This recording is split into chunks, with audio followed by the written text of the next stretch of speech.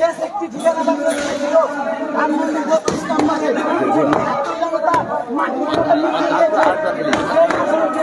আমরাও এই চাপাইনবাবগঞ্জে বা বাংলাদেশে এই প্রচুর আস্তানা এতটুকু স্থাপনায় আওয়ামী লীগের বাংলাদেশে আমরা স্থানিত দেবো না।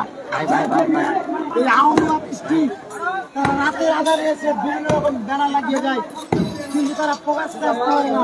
তাদের এই শেষ আস্তানাটুকু আজকে মাটির সাথে মিশিয়ে দিতে এসেছি, যেন এই আস্তানাটুকু ওরা ভেবে এখানে না আসতে পারে।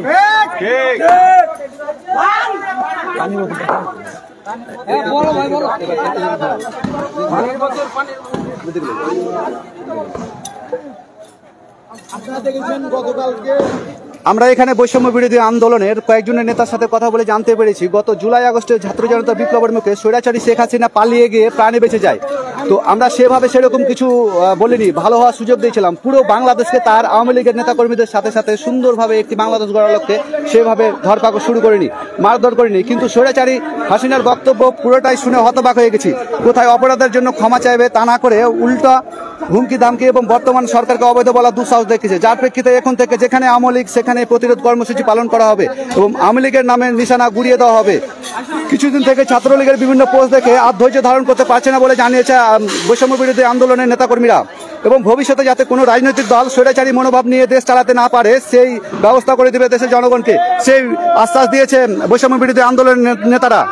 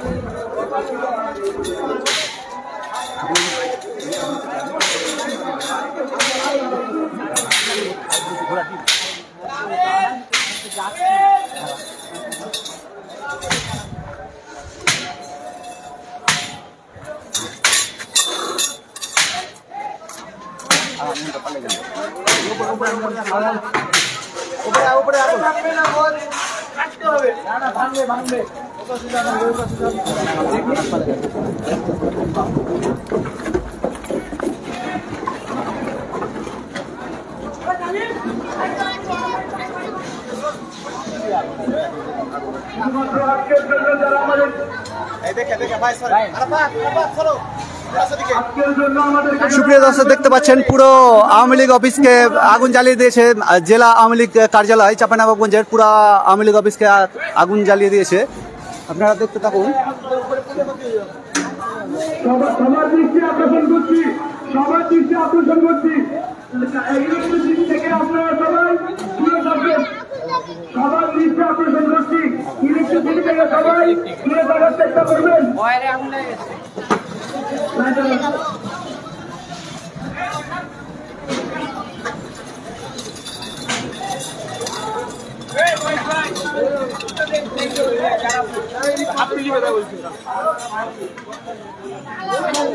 আমরা